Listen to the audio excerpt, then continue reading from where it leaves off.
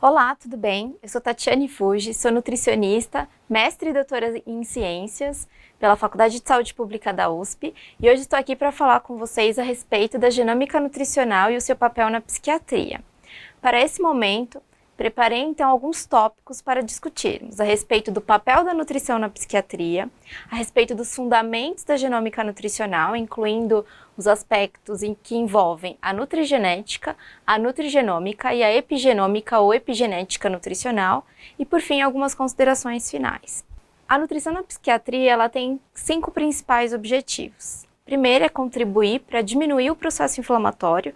Nós vamos discutir alguns compostos bioativos dos alimentos e alguns nutrientes que podem influenciar nesse processo inflamatório e de que forma nós conseguimos modular a expressão gênica. Controlar também o estresse oxidativo e, da mesma maneira, trabalhar com compostos bioativos dos alimentos, de que forma esses compostos podem modular a expressão gênica. A plasticidade cerebral, então, de que forma alguns nutrientes e alguns alimentos podem contribuir de uma maneira negativa para que nós tenhamos aí uma aceleração do processo de neurodegeneração, por exemplo, de uma neuroinflamação. Vamos discutir também a respeito do eixo cérebro-intestino e qual é o papel da microbiota intestinal na influência de alterações psiquiátricas e neurológicas. Também vamos discutir esse papel da disfunção mitocondrial, principalmente do ponto de vista pró-oxidativo. Em relação à nutrição na psiquiatria, vários estudos já mostraram e várias revisões na literatura também já mostraram que são 3 principais comorbidades, e alterações clínicas que são mais relevantes dentro da psiquiatria junto com a nutrição. Dentre elas eu vou destacar para vocês a depressão, a desordem bipolar e a ansiedade. Quando nós pensamos em nutrição, é muito importante nós nos lembrarmos do padrão alimentar atual da população brasileira. Então, vários estudos organizados pelo IBGE, a pesquisa de orçamentos familiares, por exemplo, ela mostrou que a população brasileira ela tem um hábito alimentar muito parecido com o padrão alimentar ocidental. E o padrão alimentar ocidental é caracterizado pelo alto consumo de lipídios saturados, de gorduras saturadas, pelo aumento do consumo de colesterol, o aumento do consumo de sódio e o aumento do consumo de açúcares simples, incluindo também bebidas açucaradas. E nesse contexto a gente também inclui o consumo de refrigerantes.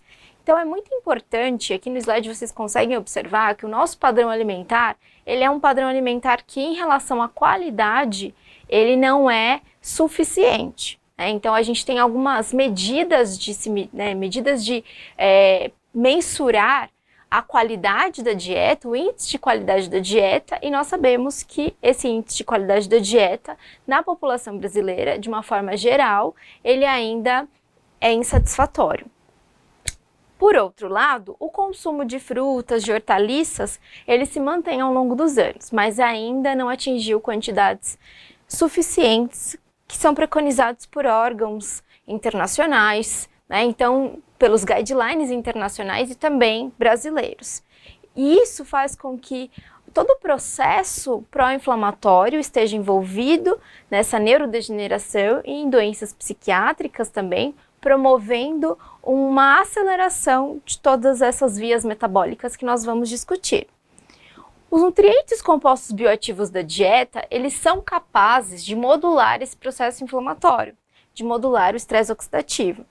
Então, alguns nutrientes e compostos bioativos que eu destaquei aqui no slide são as fibras, como eu comentei com vocês, a quantidade de consumo de fibras que são oriundas de frutas e hortaliças na população brasileira não é o suficiente em relação ao índice de qualidade da dieta, e elas são importantes principalmente quando a gente pensa numa manutenção saudável da microbiota intestinal.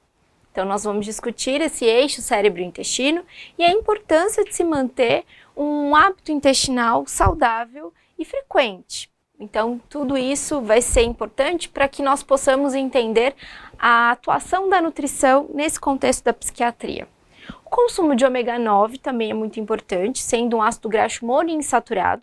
Ele também contribui para minimizar o processo inflamatório e várias diretrizes e alguns estudos também mostram a importância do consumo desse ácido graxo nessa modulação de expressão gênica, relacionados a alterações de vias, principalmente inflamatórias. E nesse contexto, nós também temos a presença da dieta do Mediterrâneo como uma grande aliada para que nós possamos então direcionar esses pacientes numa maior adesão a esse estilo de dieta, porque cada vez mais isso pode colaborar até mesmo para a resposta dele ao tratamento que é preconizado pelo profissional que o acompanha.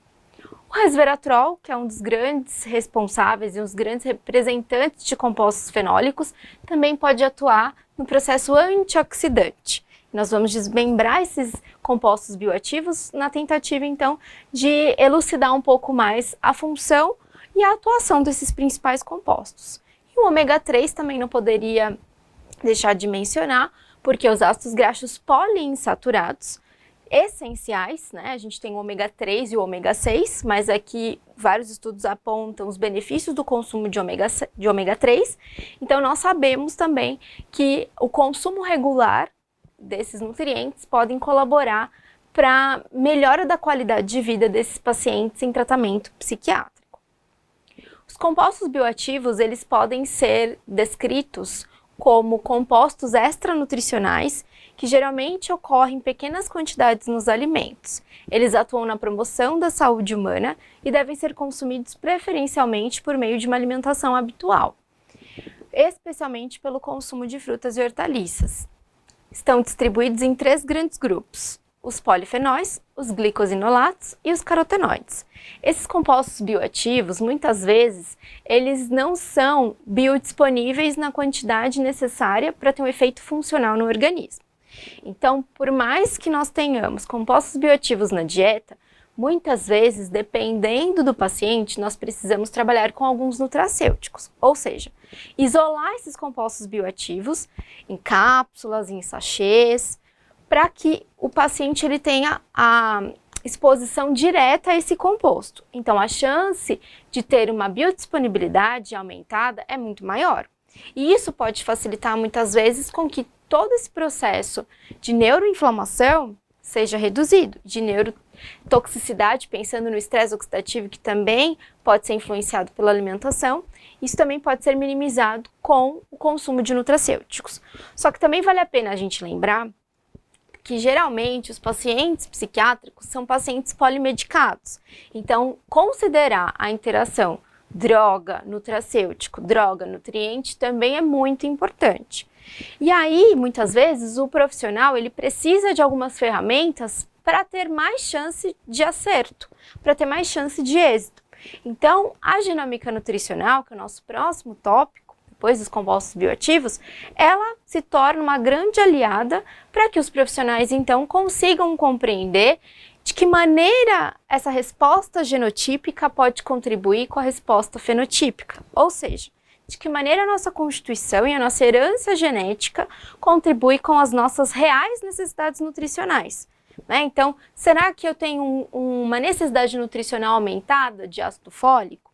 Ou será que eu tenho uma necessidade nutricional aumentada de vitamina B12, vitamina B6, vitamina D? E tudo isso pode colaborar para melhorar o tratamento que o médico prescreveu, para que eu possa ter condições de responder de uma forma muito mais eficiente e às vezes até mais rápida. Então, nesse contexto da nutrição e da genômica nutricional é que a nossa aula vai seguir. Em relação aos compostos bioativos, eu comentei com vocês que eles estão distribuídos em 3 grandes grupos: os polifenóis, os glicosinolatos e os carotenoides. Os polifenóis, eles são os principais representantes e eles são representantes de um grupo bem grande de compostos bioativos. Eles estão distribuídos em flavonoides, ácidos fenólicos, estilbenos e lignanas. E aí cada um tem a sua, eles começam a destrinchar. Então os flavonoides, por exemplo, eles estão distribuídos em isoflavonas, flavonas, flavononas, antocianidinas, flavonols e flavonóis. As isoflavonas, as flavonas, a família das flavonas, elas estão presentes, por exemplo, na soja. E na soja a gente também tem outros compostos, como a genisteína, como a daidzeína. E as antocianinas, elas estão presentes nas frutas vermelhas, nas berries, né? Na blueberry, na cranberry, que é o mirtilo, ou blueberry, ou até mesmo na framboesa. todos eles têm compostos que nós denominamos como antocianidinas. O próprio morango também tem, né? E aí é muito importante, de repente, falar para esse paciente que tenha condições, inclusive financeiras, de fazer o consumo de berries, por exemplo, orgânicas. Por quê? Porque a gente sabe também que existe um alto índice de uso de herbicidas, de agrotóxicos em frutas e hortaliças, e isso também pode colaborar com uma certa toxicidade. Então, além de tudo, é importante considerar uma alimentação dentro do padrão de qualidade, considerar também uma alimentação, na medida do possível, mais orgânica. Os glicosinolatos, eles estão distribuídos em 3 grupos, os indóis, os tilcianatos e os isotilcianatos. Os glicosinolatos, eles representam principalmente a família das brássicas ou crucíferas. Quem são elas? Brócolis, couve-flor, couve de Bruxelas, repolho, acelga. Todos esses alimentos contribuem com a exposição dos glicosinolatos. O problema é que eles têm uma alta taxa de degradação. Então, diferentemente dos outros compostos, os compostos fenólicos, que podem ser consumidos em natura ou até mesmo em preparações que perdem pouco seu efeito funcional, os glicosinolatos, dependendo da cocção, eles podem perder muito seu efeito funcional. Então, por exemplo, se eu pegar um brócolis e tiver um cozimento total desse brócolis, a ponto dele virar numa estrutura como se fosse um purê ou numa estrutura para sopa, eu perco muito composto bioativo, então a biodisponibilidade diminui bastante. Agora, se esse composto, né, ele precisa ser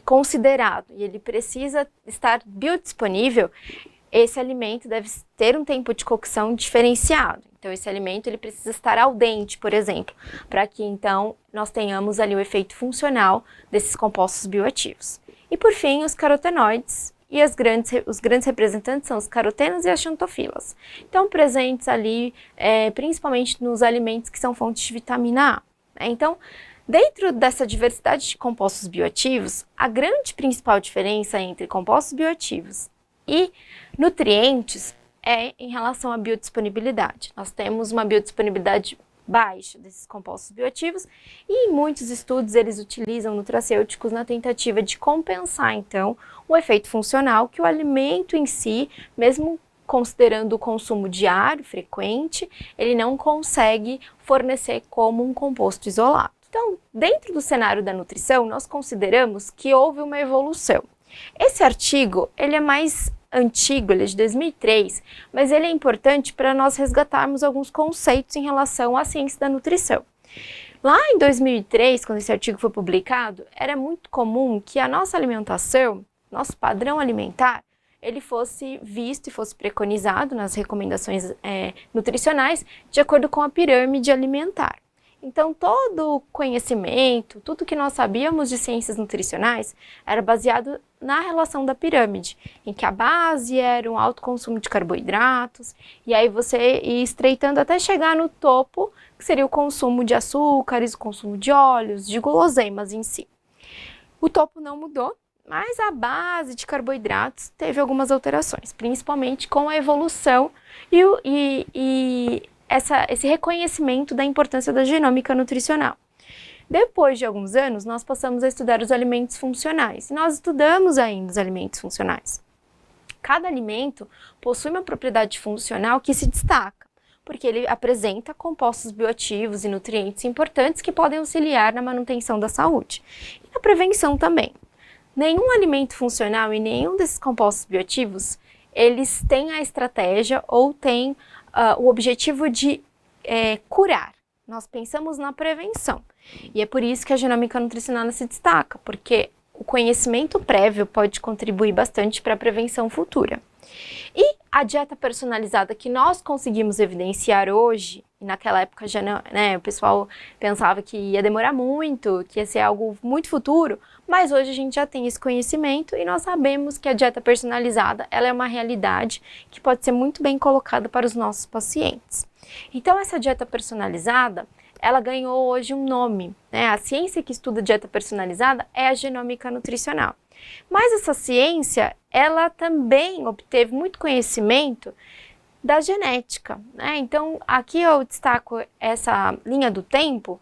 Por quê? Porque aqui a gente tem grandes marcos de notoriedade na ciência, de descobertas na ciência, que puderam, então, alavancar a nossa genômica nutricional, né? Então, desde a década de 90, em que o projeto Genoma Humano ele foi colocado em prática, até o primeiro rascunho em 2001, né, a gente tem ali publicações tanto na Nature quanto na Science, duas revistas importantes de impacto, e no final, em 2003, em que esse projeto foi finalizado, a partir desse momento é que nós, então, tivemos acesso a toda a estrutura e organização do nosso DNA, e a partir desse momento é que várias ciências ômicas tiveram destaque e começaram, então, a sua evolução, né? Então, o cenário da nutrição, nós temos o destaque da genômica nutricional, no cenário da farmacologia a gente tem o destaque da farmacogenômica, da farmacogenética. Então, são várias ciências ômicas que hoje podem contribuir para melhorar a qualidade de vida desse paciente. Então, nós sabemos que o genoma humano ele é constituído por 3 bilhões de pares de bases, né, 6 bilhões de nucleotídeos, mas se nós pudéssemos catalogar todas essas informações, nós teríamos de um único paciente 1000 páginas, né, seriam 200 listas com 1000 páginas cada uma. Então, não seria algo muito interessante e muito prático, né? Então, hoje é muito importante que o bioinformata, dentro dos laboratórios, por exemplo, trabalhe em conjunto com os profissionais na tentativa de buscar informação, de selecionar a informação que o profissional precisa para trabalhar na clínica com aquele paciente. Então, essa comunicação ela precisa ser muito próxima, inclusive para esse entendimento, né? O projeto Genoma Humano também nos mostrou que temos cerca de 25 mil genes distribuídos nesses 3 bilhões de pares de bases e que nós temos uma semelhança que varia de 99,5% a 99,9%. Essa semelhança ela não é 100%, ela não é completa. E essas variações no nosso genoma, existem várias, né, modificações, mas as variações mais comuns são estudadas na genômica nutricional, que nós chamamos de polimorfismos genéticos. Essas variações no genoma, elas contribuem, então, para nós entendermos as diferenças entre as estaturas de uma pessoa para outra, a cor dos olhos e a predisposição para algumas doenças crônicas não transmissíveis, como obesidade, diabetes, doenças cardiovasculares. O polimorfismo de nucleotídeo único, chamado de SNP ou SNP, ele é frequente em mais de 1% da população. Na verdade, ele é uma substituição dos nucleotídeos. Então, enquanto eu tenho o indivíduo 1, ele tem ali a sequência do DNA normal, então ele consegue sintetizar uma proteína normal. Então, se é um receptor, se é um transportador, se é uma enzima, se é, por exemplo, algum cofator, tudo isso pode potencializar para que ele tenha ali um papel normal. Essa síntese proteica ela é formada normal. Agora, o indivíduo 2, aqui nesse nosso exemplo, ao invés de ter um C, uma citosina, ele tem uma adenina. Isso faz com que ele tenha uma alteração importante na hora do pareamento desses nucleotídeos. Então, isso pode influenciar. Então, isso pode promover alterações nos aminoácidos e, consequentemente, na síntese proteica. Então, se é um receptor, se é uma enzima, se é um transportador, todas essas funções podem ter uma atividade reduzida, uma atividade aumentada. Isso vai depender de cada gene que nós estamos estudando. Só que o fato de nós termos polimorfismos genéticos, além das respostas nutricionais, as nossas reais necessidades nutricionais, nós também temos outros polimorfismos que são estudados dentro da genômica nutricional. Vou dar alguns exemplos em relação aos SNPs. O SNP sinônimo, por exemplo, aqui nós conseguimos observar no slide em que nós temos uma sequência do DNA, uma sequência do RNA mensageiro e a proteína. E ali em destaque nós temos uma leucina. Então, quando o indivíduo ele tem uma alteração, então ele tem ali uma sequência GAA que faz ali a leitura, a transcrição para COU que dá uma leucina. Quando esse indivíduo, ao invés do A, ele tem um G, por exemplo, então fica GAG, no RNA mensageiro ele tem CUC, mas a leucina continua sendo a mesma. Então a gente diz que é um polimorfismo sinônimo ou não funcional. Ele existe? Ele existe. Mas ele modifica a estrutura da minha proteína? Não. Um polimorfismo não sinônimo, pelo contrário, ali a gente tem a estrutura ATT, UUA, que corresponde à leucina.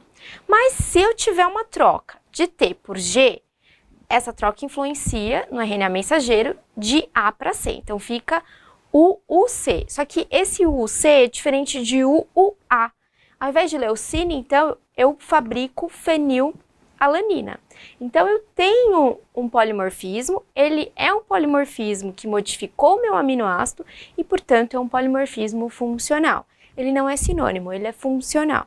Então, a chance dele promover alguma alteração é importante. Na genômica nutricional, nós estudamos muitos polimorfismos que alteram as nossas necessidades nutricionais. Mas é importante nós definirmos agora que nem todos eles influenciam de uma maneira negativa. Alguns podem influenciar até mesmo trazendo um benefício, né? Então, quando a gente pensa, por exemplo, em uma enzima, essa enzima que precisa de um nutriente para atuar como cofator e aumentar a atividade dela, ela tem uma atividade reduzida na presença do polimorfismo. E às vezes isso pode depender de uma necessidade nutricional maior. Agora, se eu estiver falando de enzimas associadas, por exemplo, ao metabolismo de ácidos graxos poliinsaturados, ômega 3 e ômega 6, e ela converter menos ômega 3 de origem vegetal em ômega 3 de origem animal, mas ao mesmo tempo ela contribuir para menos mediadores inflamatórios, então ela tem um benefício. Ou seja, nesse caso, ter um polimorfismo traz um benefício, traz algo extra. E eu vou mostrar para vocês. Outro tipo de polimorfismo que nós estudamos em genômica nutricional é o polimorfismo de inserção e deleção, conhecido como indel. Nós estudamos bastante esses polimorfismos, principalmente em enzimas de fase 2, do perfil de detoxificação. Então, as glutationas, GSTM1, GSTP1, GSTT1, todas elas nós estudamos polimorfismos de inserção e deleção. A genômica nutricional, então, ela é classificada e ela pode ser representada por três áreas, por três ciências diferentes em termos de conceito, mas que se complementam. A primeira é a nutrigenética. Então, aqui no slide a gente consegue observar que a nutrigenética, ela tem uma setinha que vai da expressão, né, de toda a formação do nosso DNA até os nutrientes, ou seja, qualquer alteração no nosso DNA é capaz de influenciar as nossas necessidades nutricionais. Então, por exemplo, se eu tiver alguma alteração no receptor de vitamina D, pode ser que a minha necessidade nutricional de vitamina D seja maior. Então, a nutrigenética identifica essa necessidade nutricional maior. Agora, como eu vou colocar essa vitamina D? Né? Para o meu paciente, quem pensa nisso é a nutrigenômica. Então, será que eu vou prescrever um suplemento? Será que eu vou prescrever mais alimentos fortificados, por exemplo? Como eu vou ofertar essa vitamina D? Quem pensa mais nisso é a nutrigenômica. Então, a nutrigenômica, ela busca o nutriente, busca o composto bioativo para modular a expressão gênica. Nós comentamos que da parte, por exemplo, do laboratório, nós fazemos a nutrigenética. Então, o laboratório entrega para o profissional um exame de nutrigenética com todas as informações do que ele pode melhorar na alimentação do paciente. Só que a autonomia para modificar, autonomia para trabalhar com estratégias nutricionais personalizadas fica por conta do profissional. Então, o laboratório faz nutrigenética e o prescritor, o médico, o nutricionista faz a nutrigenômica. E todos nós fazemos a epigenômica nutricional, porque nós consideramos a epigenética e seus mecanismos. Eu vou descrevê-los mais à frente. Em relação à nutrigenética, nós temos então que considerar a variação na população, e essa variação, que pode ser um polimorfismo de nucleotídeo único ou pode ser um polimorfismo de inserção e deleção. Depois, essas alterações são levadas em estudos de associação, são consideradas em duos, por exemplo, para depois então serem colocadas em estudos de genes candidatos, com clinical trials, com um acompanhamento, né, estudos clínicos randomizados, duplo cego, para que nós tenhamos então evidências científicas de que esses polimorfismos podem ser considerados dentro de um exame de nutrigenética e também na minha população e para o meu paciente que está ali sendo acompanhado e que precisa de intervenções personalizadas. Um dos exemplos que nós estudamos tanto na nutrição, na nutrigenômica, na nutrigenética, quanto na psiquiatria, é o polimorfismo presente na enzima metileno tetraído folato redutase, ou MTHFR. A MTHFR, ela é expressa, ela está presente no cromossomo 1.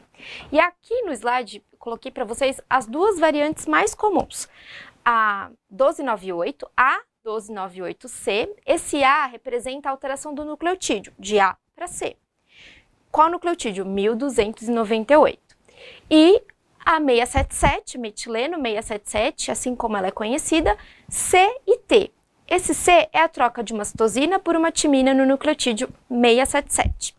Então, dependendo da combinação de genótipos, se eu tiver homozigose ou heterozigose, e dependendo da combinação, eu posso reduzir a atividade enzimática da metileno, da MTHFR, em pelo menos 25%. Esses 25% de redução faz com que dentro do ciclo de um carbono, que eu coloquei ali no slide também, o ciclo de um carbono é o ciclo da homocisteína. Então, nós pegamos metionina da dieta e conseguimos metilar em homocisteína. Na presença da atividade enzimática adequada, tanto da MTHFR quanto da MTR, da MTRR, que são dependentes de B12, quanto da CBS, que é dependente de B6, ou da BHMT, que é dependente de betaína, por exemplo, nós conseguimos fazer essa metilação, adequada. E conseguimos também fazer a remetilação, pegar essa homocisteína e remetilar em metionina para que então ela consiga ser convertida em SAM, em S-adenosilmetionina, e consiga então atuar na metilação de regiões específicas do DNA e ainda atuar em regiões proteicas. Ok, maravilha. O problema é quando eu tenho um polimorfismo genético. E esse polimorfismo genético presente na MTHFR faz com que toda essa formação de enzimas, toda essa estrutura, toda essa via, ela seja mais prejudicada. Então vamos entender que essas enzimas elas trabalham no sistema de engrenagem. Quando uma engrenagem ela começa a ter algum prejuízo e ela fica com uma atividade mais lenta, consequentemente ela atrapalha a outra enzima, porque uma depende da função da outra e também da atuação da outra. Então isso quer dizer pra gente que quando a gente tem a MTHFR alterada, todo o metabolismo de complexo B, incluindo B9, B6 e B12, também pode ficar alterado. Isso faz com que a necessidade nutricional, de repente, seja aumentada dessas vitaminas de complexo B, seja ácido fólico, seja B12, seja B6. E, às vezes, a betaína também, né? Mas, na psiquiatria, a MTHFR ela ganhou um grande destaque porque toda essa parte de metabolismo de um carbono nós já sabíamos. E nós já sabíamos também que ter um funcionamento adequado da MTHFR também contribui para a formação de tubo neural adequada, contribui, por exemplo, para reduzir alterações metabólicas, como risco para câncer, risco para diabetes, risco para doenças cardiovasculares. Alguns estudos ainda têm alguns conflitos em relação à apresentação desses resultados, mas, no geral, ela também pode ser aplicada para que nós tenhamos uma atuação mais sistêmica dessa metileno.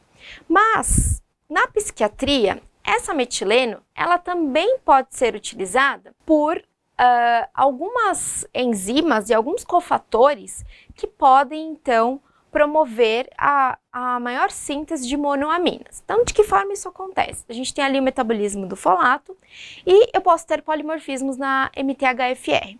Esse polimorfismo na MTHFR faz com que a regulação de um cofator daquela enzima BH4 ela seja uma regulação não tão eficaz. E essa BH4, ela consegue, então, favorecer e regular vias importantes, como, por exemplo, que estão atuantes ali na tirosina hidroxilase, que, por sua vez, pode influenciar nas concentrações de dopamina e nas concentrações de noradrenalina e no triptofano hidroxilase, uma enzima que também pode influenciar nas concentrações de serotonina. E tudo isso pode provocar alterações psiquiátricas, levando no primeiro momento a sintomas psiquiátricos importantes e depois algumas alterações que, se for prolongado, isso pode ter uma influência muito importante e direta no tratamento psiquiátrico.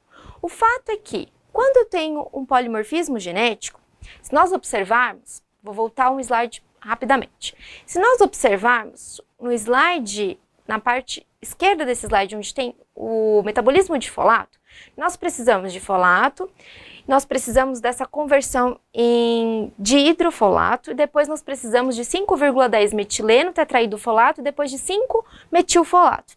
Então nós precisamos ali da forma ativa, que é esse metilfolato. No slide posterior, a gente já tem ali o 5-metilfolato, tetraidroredutase. Essa porção do metilfolato, ela sim atua como regulador da enzima que pode favorecer a formação de monoaminas. Então, é muito importante que exista essa conversão de 5,10 em 5-metilfolato. Quando existe um polimorfismo, essa conversão ela fica mais prejudicada. Então, por isso que alguns guidelines, algumas recomendações dentro da psiquiatria já informam o consumo direto do 5-metilfolato, do metilfolato em si. Isso faz com que eu pule uma etapa. Então, na hora da conversão, independente do polimorfismo, eu já pulo essa etapa e já consigo favorecer a síntese de monoaminas. Isso é muito interessante, a gente já tem vários estudos na literatura comprovando a eficácia dessa estratégia, que não deixa de ser também uma estratégia nutricional, Eu sei que a quantidade é medicamentosa, mas é uma estratégia importante, tem sim uma contribuição e uma interação nutricional, mas o fato é que a presença do polimorfismo, ela pode ser determinante na hora de nós pensarmos em direcionar e de acertar esse tratamento. Por quê?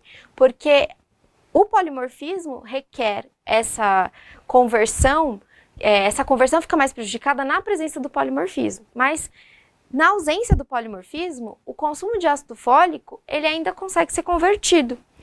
É como nós pensamos em toda a dinâmica e todo o mundo da psiquiatria, tudo isso pode ser muito mais potencializado, ainda mais quando o paciente é polimedicado, quando eu uso estratégias mais isoladas e mais assertivas, como o uso de altas doses de metilfolato, por exemplo. O que eu quero dizer é que, para você ter certeza, seria interessante fazer genotipagem da MTHFR, por exemplo. Por quê? Porque isso tem uma consequência epigenética. E essa consequência epigenética pode favorecer outras alterações que não são tão interessantes, que eu vou mostrar para vocês mais à frente. Então, falei da nutrigenética, vou falar agora da nutrigenômica. A nutrigenômica, que eu costumo dizer, é colocar a refeição no prato do paciente. Então, colocar a refeição, colocar os alimentos, os compostos bioativos, colocar os nutracêuticos, tudo aquilo que for importante para modulação da expressão gênica que facilite e favoreça a qualidade de vida desse paciente. Vou dar aqui um exemplo. Vamos pensar aqui que eu tenha o meu adipócito, E aí eu tenho um consumo de ácido graxo saturado. Esse ácido graxo saturado, ele é reconhecido pelas minhas células por meio de um receptor chamado TLR4 ou Toll-like 4. Ele fica sempre ali perto de algumas proteínas importantes para ajudar na transdução do sinal. Algumas proteínas chamadas de MAP quinase são ativadas na presença do ácido graxo saturado e essas proteínas MAP quinases acabam ali influenciando a fosforilação de proteínas IKKs, que são quinases inibitórias do IKB. O IKB é uma proteína que fica no citoplasma e que segura nesse citoplasma, em condições normais, o NF-κB, que é um fator de transcrição associado com processos inflamatórios. Isso na obesidade, isso no câncer, isso nas doenças cardiovasculares e também na neuroinflamação. Quando essas proteínas são fosforiladas, elas são ativadas. Então, o IKB, por exemplo, ele se dissocia do NF-κB, que é um heterodímero, ele se liga a uma proteína ubictina, e vai ser degradado via proteassoma. Quando ele é degradado, quando ele se dissocia do NF-κB, as duas proteínas P50 e P65 migram para o núcleo da célula, encontram a região promotora de genes específicos, por exemplo, e influenciam a transcrição de alvos genéticos, como, por exemplo, o aumento de TNF-alfa, de interleucina 6, ou seja, de citocinas pró-inflamatórias. O fato é que isso acontece com uma dieta inadequada em todos os tecidos, né, incluindo o cérebro. E nós também temos a participação de alguns compostos bioativos para modular toda essa expressão gênica. Então, como por exemplo, nós temos modulações upstream, downstream, de forma direta e de forma indireta. Então, os grandes representantes, resveratrol, como eu comentei, a curcumina, que é um grande representante em relação a modificações do processo inflamatório, e o próprio ômega 3. E aí eu deixo que o ômega 3, a gente tem ele de origem vegetal e de origem animal. Então, a maioria dos estudos se referem à origem animal, tá? E essa resposta inflamatória, ela pode ser modulada por compostos bioativos. Então, no cérebro existe essa resposta muito acentuada, dependendo também do contexto nutricional do paciente. Então, considerar a nutrição do paciente, considerar a dieta, a qualidade da dieta é muito importante para a gente modular essa neuroinflamação, porque tudo isso pode promover o aumento de citocinas inflamatórias e também modificações a nível de neurônios, né? Esse estudo é um estudo recente que foi publicado, né, por um grupo de pesquisadores que estudam a prevenção de algumas doenças crônicas com dieta do Mediterrâneo. Eles têm várias publicações. Eu pincelei esse estudo porque eles também fizeram referência a casos de depressão durante o follow-up. Esse estudo tem diversas ramificações, e uma dessas ramificações foi estudar a depressão. Eles tiveram um acompanhamento de 3 anos, e nesses 3 anos, com quase 6.000 pacientes, eles identificaram 224 novos casos de depressão, fora aqueles que já tinham sido identificados no início do estudo. E eles fizeram uma triagem desses pacientes de acordo com o grupo em que eles foram colocados de forma aleatória, né? Então, um grupo controle com dieta hipolipídica, um grupo da dieta do Mediterrâneo, mas que consumia azeite extra virgem, tem ômega 9, e um grupo da dieta do Mediterrâneo que consumia nuts, que além de ômega 9 também tem ômega 6, também tem zinco, também tem cobre e também tem tirosina. Então, essas nuts, elas têm propriedades nutricionais muito mais interessantes, por exemplo. E aí, o que eles conseguiram observar? Quanto maior a adesão, né? Como que eles mensuram essa adesão? Existe um ranking em que eles conseguem mensurar o que aquele paciente consumiu e eles pontuam. Quanto mais próximo desse ranking, maior o score. E aí, então, eles conseguiram identificar quanto maior a adesão, ou seja, quanto maior o score para essa dieta do Mediterrâneo, eles conseguiram identificar uma menor associação com o risco de depressão. Mas qual dieta do Mediterrâneo? Aquela com azeite extra virgem? Não, aquela com nuts. Então, isso foi muito nítido e os pesquisadores conseguiram mostrar que houve uma modulação da resposta inflamatória nesses pacientes que estavam no grupo das nuts. Isso é muito interessante, por quê? Porque às vezes a gente pensa na dieta do Mediterrâneo somente em relação ao azeite, mas não, as nuts também têm um papel muito importante em modular a resposta inflamatória. Quando a gente fala, por exemplo, de alguns minerais e também alguns aminoácidos que são importantes, que são limitantes, por exemplo, a tirosina, ela pode ser um aminoácido limitante para a formação de dopamina. Então, isso também pode influenciar alguns neurônios dopaminérgicos, influenciar também a cascata de algumas medicações, algumas vias importantes, e tudo isso pode colaborar com a melhora da resposta do paciente. Além disso, e que também influencia no processo inflamatório, é a nossa microbiota intestinal. Então, aqui eu retirei essa figura de um estudo também, em que os pesquisadores começaram a chamar os probióticos, né, de psicobióticos. E eu achei interessante esse termo. Por quê? Porque existe sim uma comunicação direta desse eixo entre cérebro e intestino. Então, nós sabemos que existe uma inervação importante e que alguns peptídeos também são secretados e eles conseguem ser modificados do hipotálamo e conseguem ter uma ação a nível de intestino, a nível de estômago, então tudo isso influencia no comportamento alimentar, por exemplo. Lá no eixo hipotalâmico a gente tem a liberação de NPY, de CCK, de LP1 e de outros peptídeos que podem contribuir também para comportamento alimentar. Além disso, quando eu tenho uma microbiota normal, uma microbiota saudável, eu faço com que toda a parte inflamatória seja reduzida desse tecido. Então, a chance desses neurotransmissores também atuarem a nível intestinal é muito maior. Por quê? Porque eu não tenho um processo inflamatório exacerbado. Quando a gente tem uma desbiose, que seria o desequilíbrio entre bactérias saudáveis e bactérias nocivas, quando existe esse quadro de desbiose, eu posso prejudicar muito a sintomatologia do paciente. Então, tudo isso pode ser muito exacerbado, muito mais exacerbado. E aí eu pergunto para vocês, quantos de nós conseguimos pensar em microbiota olhando para um paciente em crise, olhando para um paciente refratário? Então isso é muito importante, eu gostaria de chamar bastante a atenção de vocês para a nutrição, porque hoje a gente tem muitos estudos que voltam para esses aspectos da microbiota intestinal adequada e saudável para alterações a nível tanto neuro quanto psiquiátrica. Então, por exemplo, toda vez que a gente faz o consumo de ácido graxo saturado, eu posso ter um processo inflamatório muito aumentado nessa microbiota, e as células do nosso intestino, que deveriam estar bem juntas, as tight junctions, que elas deveriam estar super coladinhas para evitar uma translocação bacteriana, elas se perdem. Então essa translocação bacteriana é facilitada, provocando um quadro de endotoxemia.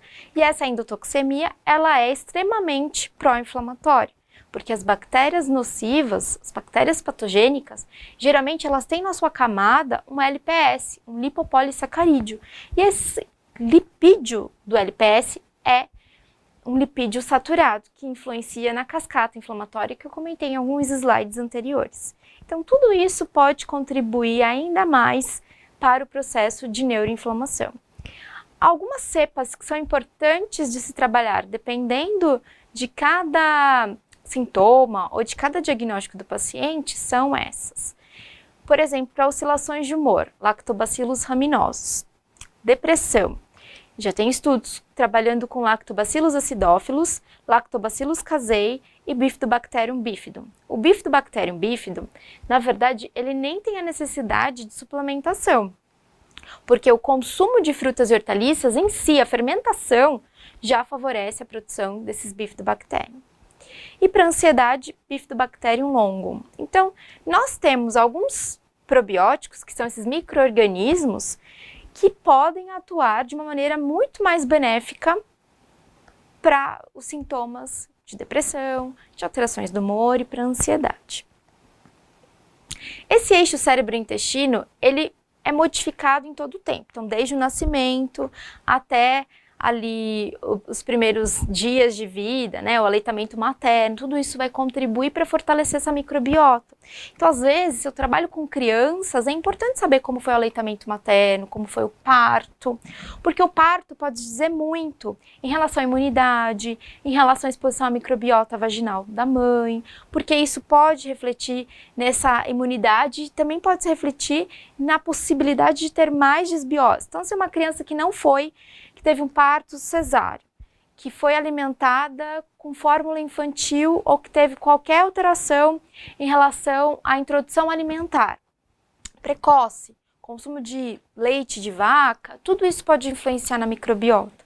E às vezes ela deixa de responder de uma forma muito eficaz naquele tratamento porque teve uma modificação lá atrás. E nós, muitas vezes, na vontade e nessa vontade de ajudar o paciente, a gente se esquece que pode ter uma razão ali atrás, que pode ser facilmente corrigida com a introdução de micro-organismos benéficos com o uso dos psicobióticos. Então, todas essas modificações acontecem ao longo da vida. E a tendência é só né, tem um acúmulo daquilo que foi colonizado anteriormente. Então, se eu tenho um padrão alimentar ocidental, esse padrão alimentar ocidental também favorece o crescimento e a proliferação de bactérias nocivas. Se eu tenho um padrão alimentar com índice de qualidade ótimo, eu também vou favorecer a multiplicação de bactérias benéficas. Então, tudo isso pode ser modificado. Com uma semana, a gente já consegue modificar a microbiota, né? E aí tem alguns estudos mais importantes que dá para se fazer até em relação à qualidade de cepas de bactérias. Hoje, no cenário das ciências ômicas, nós também temos alguns laboratórios fazendo a microbiota intestinal, a genotipagem da microbiota intestinal, né? Então, às vezes, pode ser mais uma ferramenta para que o profissional consiga ajudar o seu paciente. E aqui, só para ilustrar um pouquinho mais, a gente tem de um lado, né, positivo em relação à neurogênese, em relação à neuroproteção, e por outro lado, um saldo ali negativo em relação à neuroinflamação, à neurodegeneração. Então, alimentos que contenham ali, né, proteínas, vegetais, grãos integrais, frutas e hortaliças, o consumo de probióticos, o consumo de pré-bióticos, né? Os probióticos são os micro-organismos, os pré-bióticos são as fibras, o consumo de alguns alimentos fermentados, tudo isso pode colaborar para que eu tenha essa neuroproteção. Ao contrário, o consumo de carnes processadas, de carnes vermelhas, com muita frequência na semana, tudo isso pode influenciar o consumo de gorduras saturadas, de açúcares, de aditivos, né, até mesmo de herbicidas, tudo isso pode influenciar o uso constante de antibiótico, tudo isso influencia na neurodegeneração e na falta dessa proteção, na neuroinflamação, né? Então, nós precisamos entender que a nutrição colabora para a neuroproteção. Então, aqui nesse slide, a gente consegue observar pacientes que foram diagnosticados com doença de Alzheimer e que têm uma alimentação mais rica em antioxidantes, em alimentos anti-inflamatórios, como é modificado esse metabolismo de acordo com, né, a evolução da doença, e o contrário, aqueles pacientes que fazem uso de gorduras trans, de gorduras saturadas, como ele tem esse metabolismo reduzido e um aumento da atividade da proteína beta-amiloide. Pensando no Alzheimer, algumas estratégias nutricionais foram colocadas na literatura e hoje a gente já consegue observar essas estratégias dentro dos consultórios, como por exemplo a estratégia da dieta Mind. Assim como eu comentei com vocês que existe um score para avaliar a dieta do Mediterrâneo, existe também um score para avaliar a dieta Mind. A dieta Mind, ela nasceu da proposta de alguns pesquisadores de contribuir para prevenir ou até mesmo potencializar a prevenção de Alzheimer tardio, né? Ou seja, trabalhar tanto na prevenção quanto em que esses sintomas eles sejam muito mais longe, né, desses pacientes, para que então eles possam ter mais benefícios em relação a uma dieta mais neuroprotetora. E aí então eles incluíram alguns conceitos da dieta DASH, que é uma dieta que já é muito conhecida, principalmente na prevenção cardiovascular, da hipertensão, e a dieta do Mediterrâneo. Então a dieta Mind, ela tem aqui alguns componentes da dieta e a frequência desses componentes, o score mínimo da dieta Mind é de 15. Então, quanto mais próximo de 15, maior a adesão do paciente, por exemplo. Eles colocam aqui o álcool, né, o vinho, mas só um pouquinho de cuidado. Tudo bem, eles colocam, mas é porque eles estão pensando no resveratrol, que está presente ali no vinho, e o vinho está presente na dieta do Mediterrâneo. Mas a gente pode colocar como nutracêutico. A gente não pode esquecer disso. Então, quanto maior o score da dieta Mind, menor o declínio cognitivo e menor as alterações em relação ao Alzheimer. Então, a dieta Mind ela é vista como um padrão de dieta. Aqui é um estudo, né? A gente tem esse estudo com um follow-up de quase 10 anos, e aí eles conseguem avaliar, nesse estudo, eles conseguem estratificar em tercis. Então, aqui a gente tem o primeiro tercio, os pacientes que têm ali o score que tem em média 5,6 pontuação.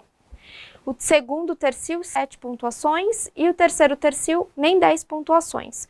E o máximo, se a gente observar ali, né, de pontuação foi 12,5.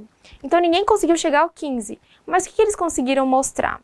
conseguiram mostrar que em relação à incidência de Alzheimer, e esse Alzheimer tardio, porque eles também avaliaram a polipoproteína E, né, a presença do alelo E4 que está associado com essa neurodegeneração, e eles conseguem mostrar que durante todos esses anos de acompanhamento, ter uma dieta MIND, quanto maior a adesão, e aqui está estratificado por tercil, né, quanto maior a adesão, menor é o prejuízo em relação à presença do alelo E4, que favorece o risco para Alzheimer tardio, mesmo nesses pacientes com 98 anos. E da mesma forma, o mesmo grupo também trabalhou com declínio cognitivo. E esse declínio cognitivo é menos visto quanto maior é a adesão do paciente à dieta MIND.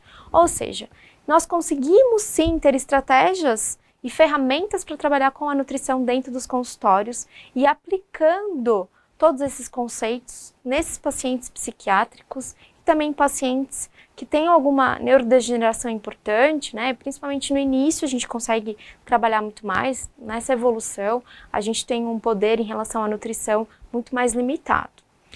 E diante disso, nós também temos alguns estudos, como por exemplo o ômega D, né? AD de doença de Alzheimer, mostrando os benefícios do ômega 3.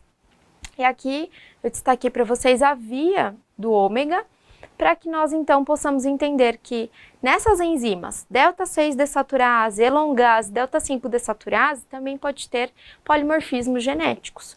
Então a necessidade de ômega 3 pode ser diferente de um paciente para o outro também. O ômega 3, ele consegue atuar promovendo uma modulação da resposta inflamatória, de uma forma direta e de uma forma indireta. De uma forma direta, por exemplo, o EPA e o DHA, né, quando eles são administrados, que estão presentes no óleo de peixe, por exemplo, ou no óleo do crio, que é um crustáceo, né, eles podem atuar no seu receptor, que é o GPR120, e de maneira direta influenciar na redução da resposta inflamatória, ou seja, na redução da formação de mediadores inflamatórios. Isso a nível sistêmico e também a nível cerebral. Um outro objetivo da nutrição é reduzir o estresse oxidativo. Então, esse estresse oxidativo promove um ataque a esses neurônios, né? Então, isso faz com que exista uma toxicidade a nível cerebral. Quando a gente fala de estresse oxidativo, vários fatores podem contribuir, mas quando a gente fala de nutrição, por exemplo, a exposição a alguns herbicidas podem contribuir com um efeito tóxico muito importante. E como que o nosso organismo ele responde a esse efeito tóxico? Então, em condições normais, por exemplo, nós temos esse principal gene, que é o NRF2. O NRF2 ele é um fator de transcrição associado com a resposta antioxidante. Ele está, então, no citoplasma da célula e ele está junto com outras proteínas. Então, ele fica ali esperando alguma influência. Então, na presença de um estresse oxidativo, que seja, por exemplo, uma má alimentação, uma exposição a poluente ambiental, ele é ativado, então ele se dissocia dessas proteínas e ele vai para o núcleo da célula. Ele vai para o núcleo da célula numa região chamada ARE, elemento de resposta antioxidante. Se junta com uma outra proteína, uma MAF, forma um heterodímero e a partir daí encontra a região promotora e influencia ali na região de codificação a síntese e a expressão gênica de genes que favorecem a citoproteção. Glutationa, NQO1, a NQO1 é uma NADPH que faz a conversão, por exemplo, de ubiquinona em ubiquinol, de coenzima Q10 em ubiquinol. Nós já estudamos, tem vários estudos mostrando a influência do consumo de Q10, por exemplo, na disfunção mitocondrial. Também é um dos objetivos da nutrição na psiquiatria. Então, é modular esse estresse oxidativo, porque é de suma importância e isso faz com que a célula fique muito mais exposta a poluentes ambientais, a xenobióticos nocivos. Então, a partir do momento que nós conhecemos essa dinâmica, nós conseguimos trabalhar com essa neuroproteção. O resveratrol é o nosso principal candidato para trabalhar com essa neuroproteção. Além das doenças neurodegenerativas, ele também tem um papel muito importante de forma metabólica para reduzir esse processo oxidativo em todas as células, incluindo o cérebro. E por fim, para a gente terminar a nossa aula falando, né, da genômica nutricional, a gente tem os conceitos de epigenética. Na epigenética, nós estudamos todas as alterações que ocorrem além da sequência do nosso DNA. Né? Essas modificações, elas não modificam, essas alterações não modificam a sequência original, mas elas podem ser importantes porque influenciam o nosso epigenoma, né? São alterações que vão além. Elas podem regular a expressão gênica e elas também podem colaborar para que a nossa resposta seja transmitida de uma geração para outra, ou seja, o epigenoma pode ser transmitido de uma até a quarta geração, dependendo da influência ambiental. Dentre os principais mecanismos epigenéticos, nós também consideramos os fatores ambientais. Exposição a toxinas, a dieta de má qualidade, ao estresse, falta de exercício, tabagismo, álcool, drogas, e aqui a gente tem as ilícitas, mas também a gente fala de medicamentos, os patógenos e o próprio clima. O desenvolvimento do ser humano, que pode ser influenciado em todas as faixas etárias em relação a essas exposições ambientais, e os principais mecanismos epigenéticos que nós podemos ter influência são a metilação do DNA, as modificações das histonas e a ação de alguns microRNAs, que são RNAs não codificantes, ou seja, eles não codificam uma proteína, mas eles influenciam na expressão gênica. E as alterações no fenótipo, como por exemplo, na composição corporal, na suscetibilidade de doenças, na resposta ao estresse, no comportamento e na longevidade. Dentre esses mecanismos epigenéticos, a metilação do DNA, como por exemplo, a inserção de um grupo metil em regiões específicas, que nós chamamos de ilha CPG, onde tem citosina e guanina. As modificações das histonas que já foram relatadas na literatura, mais de 18 modificações em histonas, entre elas metilação, acetilação e fosforilação, e a atuação desses microRNAs que não são codificantes, mas que podem atrapalhar e influenciar a expressão gênica. Dentre todos esses mecanismos, dentro da psiquiatria eu gostaria de destacar a metilação do DNA. Por que a metilação do DNA? Porque ela é essencial para o nosso organismo. Mas nós também citamos um nutriente muito importante que é muito colocado dentro da psiquiatria na forma até de medicamento, né, que é o metilfolato, e ele também pode influenciar na metilação do DNA. Então, de uma forma geral, a gente tem ingestão de nutrientes, eles são metabolizados, eles são absorvidos pelo trato gastrointestinal. Nutrientes como metionina, folato, colina, eles vão atuar na célula, vão oferecer grupo metil para algumas regiões da nossa célula. Isso pode ter um efeito importante, porque pode levar até mesmo a algum silenciamento de alguns genes, né? Então isso facilita com que a nossa cromatina fique mais relaxada. Quando a cromatina está mais relaxada, o nosso DNA fica muito mais exposto, e essa exposição favorece a expressão gênica. A nossa grande preocupação quando existe um alto consumo da forma metilada do folato é que ele influencia muito nesse relaxamento. Então, ao invés de eu ter somente o benefício para controle e melhora de sintomas psiquiátricos, no futuro eu posso também contribuir para outras alterações. E também é muito importante considerar que, como as enzimas trabalham em engrenagem, além do ácido fólico, seja ele na forma metilada ou não, nós precisamos também considerar o consumo e acompanhar o perfil bioquímico da vitamina B12 e da vitamina B6, porque elas trabalham sempre em conjunto. Portanto, na neuronutrição, é muito importante avaliar o estado nutricional adequado, contribuir com a redução da resposta inflamatória e contribuir para o controle desse estresse oxidativo, né? Como considerações finais, a nutrição adequada pode potencializar o sucesso do tratamento medicamentoso, então é mais uma ferramenta. Tudo que vocês, psiquiatras, já fazem junto a outros profissionais, a nutrição agora vai trazer um a mais, um plus. O paciente ele necessita ser conscientizado da importância de se alimentar com qualidade, então muitas vezes eles dão muito mais atenção àquele medicamento e se esquece que a nutrição também tem um papel fundamental, principalmente no controle das emoções. Claro que o medicamento ele tem um potencial muito maior, mas a alimentação vai controlar. Muitas vezes o efeito colateral de um medicamento é aumentar peso corporal, é favorecer síndrome metabólica, então é muito importante trabalhar com a qualidade da alimentação. Muitas vezes isso pode alterar o sono e nós temos alterações, por exemplo, na melatonina, e a melatonina influencia na microbiota intestinal, então é muito importante também promover uma melhora dessa microbiota intestinal e contribuir para a redução do processo inflamatório. A equipe multiprofissional habilitada entenderá a realidade do paciente, seja no momento de compulsão, seja no momento de inapetência, e isso pode provocar algumas interações importantes entre drogas e nutrientes. Então é importante considerar também essa interação. E a avaliação da nutrigenética, que poderá ajudar na melhora global do paciente.